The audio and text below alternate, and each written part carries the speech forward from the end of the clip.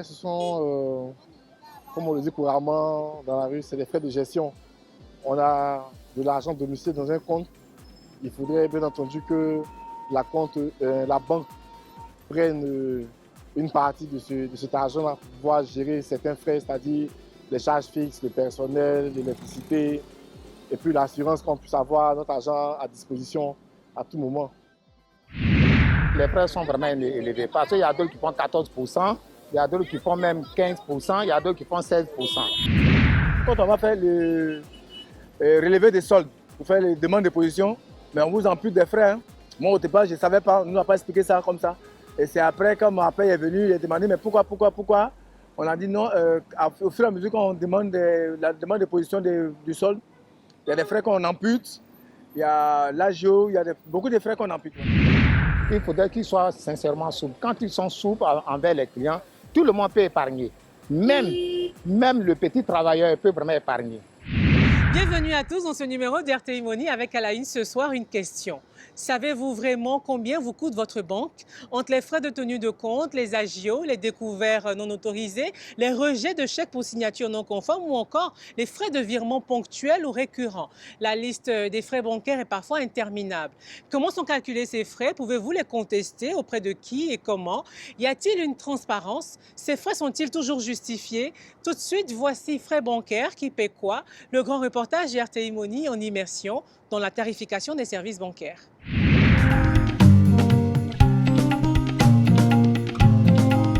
Dans la commune de Cocody, le quartier du Vallon un lundi matin. Scène ordinaire d'un début de semaine chargé sur ces grandes artères. Si nombre d'habitants du secteur se pressent pour rejoindre leur lieu de travail, Armand Yao, lui, est resté dans son salon. Non pas pour prolonger son week-end, car contrairement aux apparences, il est déjà au travail. Ce jeune entrepreneur de 31 ans se prépare à lancer sa future entreprise, Soutrali, qui signifie aider en malinqué. Un nouveau service de messagerie en ligne entre particuliers. Ce matin, il se prépare à appeler sa banque pour ouvrir le compte bancaire de sa société. Est-ce que c'était possible demain de venir faire l'ouverture du compte en fait? Demain à quelle heure? D'accord, pas de problème. Donc demain je serai là à partir de 8h30? D'accord. Ok, d'accord. Donc merci bien. Bonne journée à vous. Au revoir. Ouvrir un compte est une étape obligatoire pour une entreprise. Mais qui dit compte en banque dit aussi frais bancaires, encore appelés de manière générique des agios. Et payer le moins d'agios possible est une obsession pour les jeunes chefs d'entreprise comme Armand, qui a lancé sa start-up il y a à peine un an. Mes inquiétudes, quand j'ai décidé d'ouvrir un compte pour mon entreprise, ça a été d'abord le premier souci, la somme à déposer avant l'ouverture du compte, la somme minimale. Et après, c'était de savoir combien est-ce que j'allais être prélevé chaque mois les agios. Les agios sont une inquiétude parce que l'entreprise, si je prends le cas de la nôtre, c'est une nouvelle entreprise. Nous n'avons pas encore eu de marché, c'est maintenant qu'on se lance sur le terrain. Et payer des sommes qui allaient peut-être être excessives allait nous faire, si je pourrais dire, des dépenses en plus qu'on ne peut pas se permettre pour le moment. Donc, essayer de minimiser les dépenses concernant ça. Maintenant que son rendez-vous à la banque est fixé, Armand se dirige vers les locaux provisoires de sa jeune entreprise. Une start-up qui est hébergée chez l'un de ses associés avec lequel il a rendez-vous pour mettre au point les derniers détails avant la rencontre à la banque. Yeah, Monty, comment tu vas? Oui, ça va bien. Ouais. D'accord. Okay. Viens t'asseoir. On y va, Monty. On est les affres. Ouais, ça va doucement. Khaled est un des 3 associés d'Armand et les 2 partenaires vont élaborer leur stratégie pour payer le moins de frais bancaires possible. La question primordiale que je posais après, c'est avant d'avoir le rendez-vous, j'aimerais savoir, par exemple, les agios sont à combien. Okay. Donc, en fonction de ça, je calcule et puis... Pour voir déjà celles qui sont tenables par rapport en fonction du contenu de notre budget. Voilà, donc, puisque tu as rendez-vous avec elle demain, je pense qu'il faut que tu vérifies ce point avec elle et que tu reconfirmes aussi le montant annuel des agios en termes de prélèvement. Pour le compte de l'entreprise, on s'est fixé un budget maximum durant une année, avec le dépôt minimal et les agios en fait. Donc, quand on va sur certains sites, on essaie d'évaluer l'AGE va nous revenir combien annuellement et l'ajouter au dépôt minimal. Pour notre entreprise, par exemple, on s'est fixé un taux de maximum 500 000 francs pour l'année. On va chez les banques. Il y a des banques, par exemple, le dépôt minimal est moindre, mais quand on calcule l'AGO de façon annuelle, il dépasse carrément le budget qu'on s'est alloué. Armand et Khaled ont épié chaque offre bancaire en pesant le pour et le contre. Un travail de longue haleine sur des sites internet pas forcément bien référencés, ou bien en parlant à des standardistes d'agences pas toujours bien informés sur les offres et les taux de frais bancaires pratiqués dans leur établissement. Donc, on est obligé de prendre un point CI en fait, obligatoirement. Ça a été presque une enquête, si je pourrais dire, une investigation. Ça m'a pris environ 1 mois parce que j'ai parcouru les différents sites internet des banques pour essayer de voir qu'est-ce qu'il fallait pour ouvrir le compte et le dépôt minimal. Et dans le même sens, essayer d'appeler par exemple des personnes que je connais au sein de ces institutions bancaires pour essayer de voir si c'est possible de négocier par exemple les différents prix. Je n'ai pas eu à chaque fois les bonnes réponses. Pour les deux amis, cette phase d'évaluation des frais bancaires est cruciale. Trop d'AGO pourrait faire exploser les charges de leur entreprise et la mettre en péril. On peut dire sous un angle de vue que les frais bancaires constituent un ennemi pour la jeune start-up, d'autant plus que ce sont des charges, entre guillemets, et on va dire ces coûts peuvent être réutilisés à d'autres fins pour le fonctionnement de l'entreprise. Donc demain, si la banque ne coopère pas et qu'on se retrouve à payer beaucoup d'AGO, ça aura naturellement un impact négatif sur notre activité. Naturellement, on ne pourra pas acheter des équipements pour le fonctionnement, donc des fournitures pour le fonctionnement. Également, on envisage des travaux compte tenu de l'activité. Et ça aussi, je pense que ça ne sera pas possible. Et ce qui risque de nous retarder dans, on va dire, la mise en œuvre de notre projet.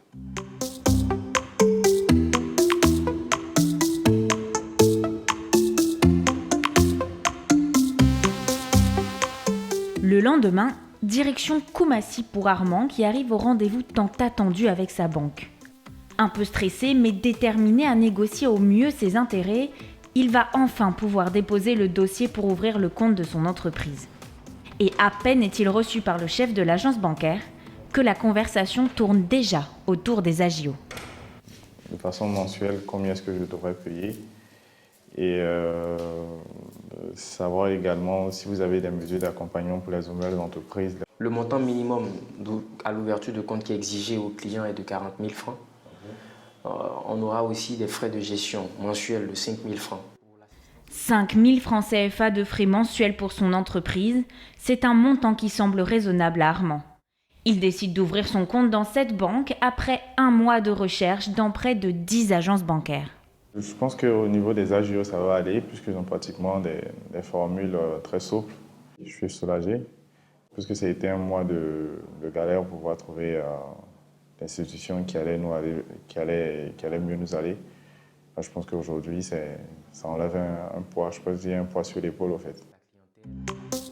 En plus de ces AGO prélevés pour la tenue du compte, il existe d'autres types de frais bancaires. Ceux qui concernent les incidents bancaires comme les défauts de paiement ou bien les frais de dépassement de découvert autorisés. Ces frais sont automatiquement prélevés sur le compte en banque du client. C'est notamment avec cet argent que les banques rémunèrent leurs activités et services et ces frais contribuent parfois aux résultats des groupes bancaires. Le client peut aussi souscrire à des frais additionnels, non obligatoires, qui lui permettent d'obtenir différents services comme une assurance, une carte bancaire ou encore le SMS banking, la messagerie d'alerte mobile sur les transactions. Mais comment et sur quelle base sont calculés ces frais ?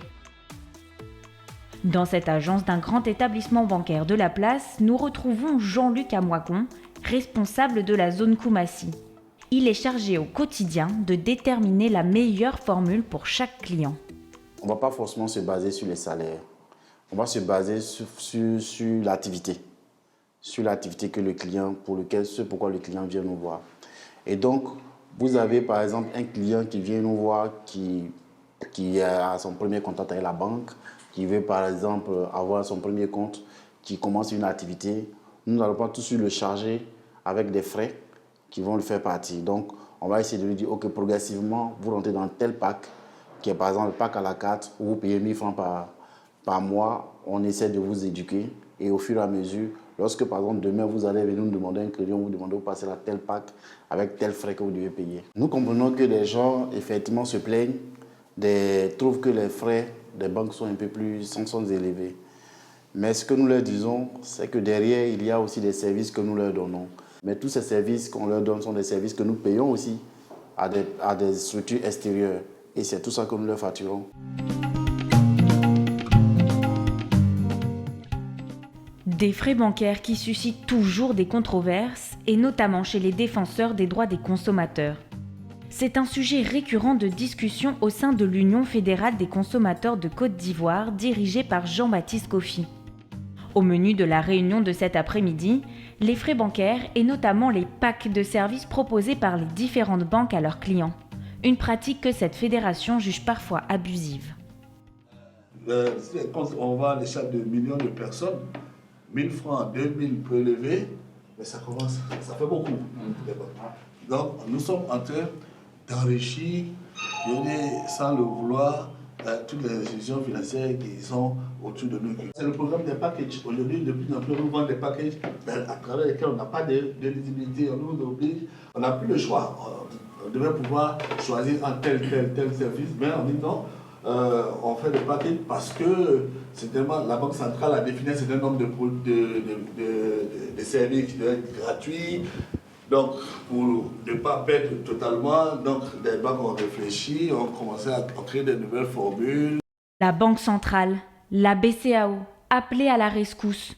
Pour ces défenseurs des consommateurs, c'est l'institution monétaire ouest-africaine qui doit faire le ménage dans la pratique des frais bancaires.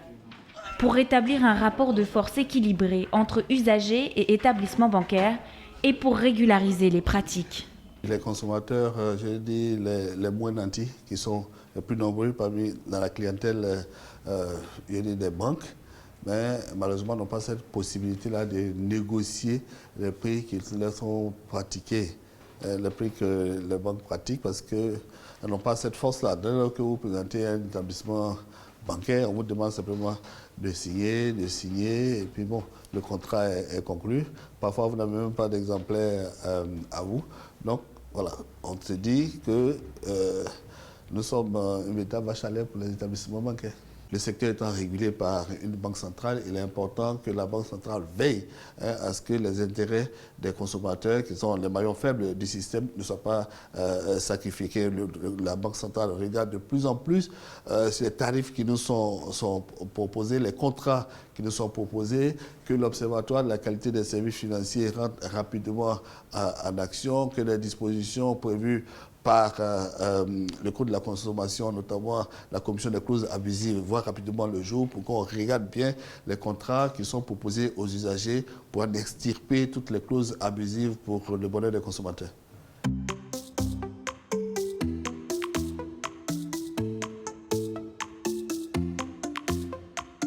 Pour éviter de se retrouver sous des papiers aux termes techniques qu'ils ne comprennent pas ou bien enfermés dans un pack dont ils n'ont pas choisi tous les services, certains consommateurs ont l'intention de se tourner vers les nouvelles banques en ligne, encore appelées banques digitales. C'est le cas d'Alex, un développeur d'applications qui dispose jusqu'ici d'un compte dans une banque classique. Pour surveiller ses transactions, il a souscrit à une application mobile proposée par son établissement financier, moyennant des frais bancaires mensuels. Une application qui ne lui donne pas satisfaction tous les jours. Non. On n'y arrive pas. Je dis, j'ai pas vu quelque chose qui a priori ne marche pas tous les jours. Ça ne marche pas à 100%. Voilà, donc il y a des jours où ça marche, il y a des jours où ça ne marche pas. Donc quand ça ne marche pas, c'est désagréable parce que là, je ne peux pas présenter mon relevé, je ne peux pas accéder à mes comptes. Quelques minutes plus tard, à force de persévérer, Alex arrive enfin à ouvrir son application. À sa surprise, il a de nouveau été débité par sa banque. Des frais qu'il paye sans comprendre les raisons du prélèvement. Ça je sais. Mais ces trois derniers, je ne sais pas ce que c'est. Voilà. On me dit que je dois payer 4 500 d'agio. Là, après, je me retrouve à 5 500, souvent 6 000. Bon, quand je regarde le relevé en détail, j'ai des petits frais, des frais d'assurance, des frais de sécurité des comptes. Bon, je ne sais pas trop ce que c'est. Bon, c'est difficile parce qu'on aspire tous à ce qu'on ait toujours notre argent sur notre compte intact. On nous dit que ça peut faire fonctionner la banque. Là, moi, je suis étonné parce que si ça peut fonctionner la banque, c'est que les frais doivent être revus, c'est que le service aussi doit être revu. Pour lui, souscrire à une offre de banque digitale pourrait représenter un avantage. Certaines d'entre elles proposent des frais à 0 la première année d'ouverture du compte. Une offre possible car tout est dématérialisé et les services proposés sont réduits. Le client fait le choix de gérer son compte en quasi-autonomie. De quoi séduire Alex. Au fait, la banque digitale déjà, je pense que en souscrivant à ces produits-là, c'est à ça qu'on veut y aller. D'avoir 0 francs de frais l'année, la carte gratuite. Moi, je suis d'accord, je suis pour à y aller. Moi, je serais prêt vraiment à y aller. Mais là, il va falloir que vraiment les banques nous donnent vraiment de l'assurance. Nous donnent vraiment beaucoup d'assurance. Parce qu'aujourd'hui, qu'est-ce qui peut me pousser à quitter ma banque pour aller ailleurs? Ce sera déjà la baisse des frais et aussi un service de qualité.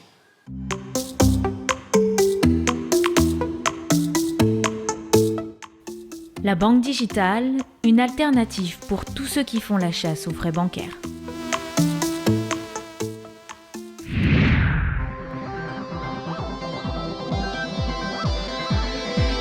En résumé, les frais bancaires, aussi appelés agios, sont des charges directement prélevées sur un compte par une banque. Le taux ou le montant de ces charges est fixé par la banque et peut donc varier d'un établissement à l'autre. Il y a 2 sortes de frais. Les frais de fonctionnement de compte qui servent à couvrir les différentes transactions et à assurer les services de tenue du compte par la banque. Les frais d'incident bancaire, eux, sont en général plus élevés que les frais de fonctionnement. Ils sont prélevés lors d'un incident ou de défaut de paiement ou bien quand le compte est à découvert.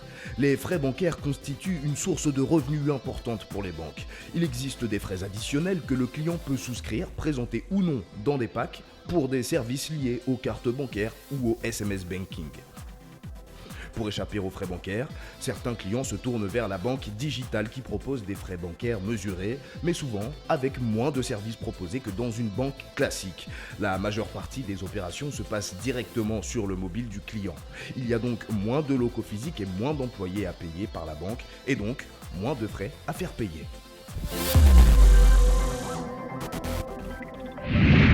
Voilà pour ce grand reportage et pour continuer à évoquer ces frais bancaires, j'aurai le plaisir de recevoir dans un instant le célèbre peintre ou plutôt artiste visuel Jaco Bleu.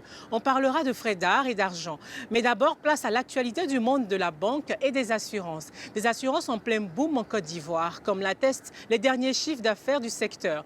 Des chiffres encore provisoires, mais qui marquent une nette progression avec 360 milliards de francs CFA de vente en 2018. Explication.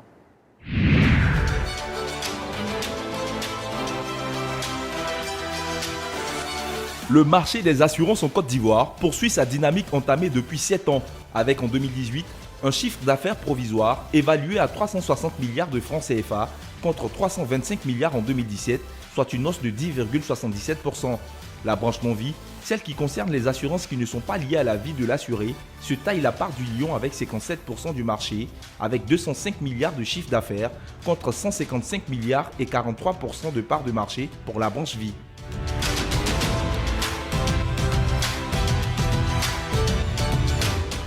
Il y a quelques années, les entreprises qui n'avaient pas d'assurance aujourd'hui ne sont pas considérées comme des entreprises citoyennes. Donc avec l'évolution même, l'assurance commence à gagner du terrain. Vous voyez, aujourd'hui, nombre d'entreprises se sentent mal, les responsables se sentent mal à l'aise lorsqu'elles n'ont pas souscrit à des produits d'assurance pour leurs travailleurs. Donc l'assurance même gagne du terrain. Ensuite, c'est évidemment, dans un environnement économique, tout est lié. Si le pays se porte bien, si l'économie croît, évidemment, d'autres secteurs peuvent croître. Donc on ne peut pas nier cette réalité.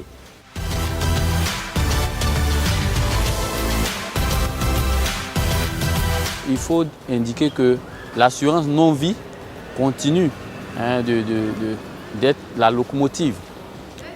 Dans l'assurance non-vie, on sait qu'on a l'assurance auto qui est obligatoire. Donc, le jeune travailleur qui a un véhicule, même quand il n'a pas d'autre type d'assurance, puisqu'il est obligé d'avoir une assurance auto, automatiquement, donc, il prend cette assurance. Ce qui veut dire donc que ce type d'assurance qui est obligatoire contribue à rehausser le taux, hein, le taux au niveau donc, de l'assurance. Donc il ne faut pas, il faut donc mettre l'accent sur beaucoup de types d'assurance, par exemple l'assurance santé, hein, qui reste encore marginale.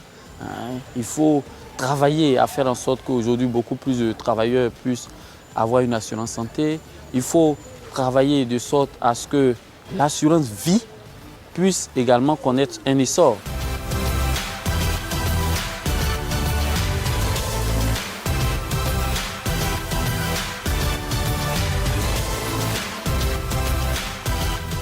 Il faut maintenir cette dynamique, comme je l'ai dit, en communiquant davantage, mais surtout en levant certaines pesanteurs, en rassurant les souscripteurs et en faisant en sorte que le plus grand nombre vraiment puisse bénéficier, ou sache l'utilité même de l'assurance et puisse en bénéficier. Ces chiffres provisoires 2018 du secteur de l'assurance en Côte d'Ivoire vont encore devoir être validés par les conseils d'administration des différentes compagnies d'assurance.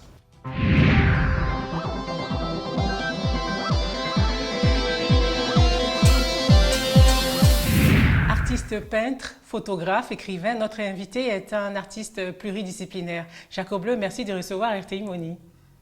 Je vous en prie. On parlera avec vous d'art, d'argent, mais surtout de frais bancaires parce que c'est le thème de notre émission. Alors dites-moi, combien vous coûte votre banque? Est-ce que vous le savez? Je ne sais vraiment pas. Je sais que généralement, on nous coupe des frais que nous ne maîtrisons pas parce que les banques n'ont jamais pris l'initiative de nous expliquer un peu à quoi servent tous ces prélèvements qu'on nous fait. Nous savons qu'il y a l'agio qui est prélevé régulièrement. Nous voyons aussi qu'il y a des prélèvements pour les SMS qu'on nous envoie, des prélèvements pour l'entretien du compte, c'est ce qu'on nous dit, hein, et puis des prélèvements aussi pour notre connexion Internet, parce que moi je ne vais pas régulièrement à la banque, donc généralement je suis tous les mouvements au niveau de mon compte à partir de l'Internet. On le sait, on paie des frais pour les services que la banque nous rend. Est-ce que selon vous, c'est le juste prix? Bon, le juste prix, on ne sait pas, parce que si nous avions la possibilité de faire une comparaison avec ce qui se fait ailleurs, on pourrait peut-être savoir si c'est bon ou pas. Mais ce que nous ne percevons pas, c'est sur quelle base les taux sont fixés et pourquoi est-ce qu'on nous prélève telle ou telle somme sur notre argent. La preuve aussi, c'est que souvent lorsqu'on engage un prêt bancaire, à peine le prêt mis en place, voilà, on vous prélève déjà de l'argent, on vous fait faire souscrire des assurances dont vous ne maîtrisez pas tellement. Donc les services ne sont pas justifiés selon vous?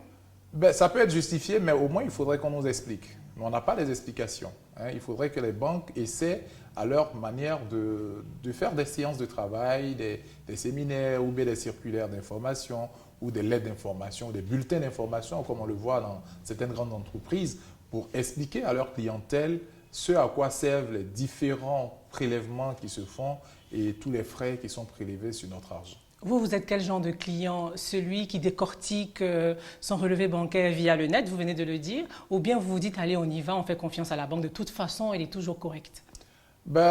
Il faut avoir un minimum de confiance pour confier son argent à quelqu'un, que ce soit une institution ou une structure. Mais en même temps, il faut dire que je n'ai pas trop le temps de suivre régulièrement ce qui se passe sur le compte. Je vais me faire l'avocat du diable d'ailleurs. Est-ce que vous pensez qu'on ne râle pas un peu trop pour ces frais justement, sachant que nous sommes dans un pays où l'inclusion financière est assez faible? Est-ce que ce n'est pas pour compenser quelque part? Est-ce qu'on râle vraiment? Moi, je ne crois pas, parce que si on râlait, je pense Dans nos salons? Oui, dans nos salons, évidemment, comme nous le faisons peut-être maintenant, mais nous constatons de façon globale qu'il n'y a jamais eu d'opération de revendication ou de contestation de tout ce que les banques nous prélèvent sur le compte ou sur notre argent. D'une manière générale, avec ou sans banque, est-ce qu'on vit bien de ce tard? Il faut dire déjà que les banques ne nous accompagnent pas suffisamment.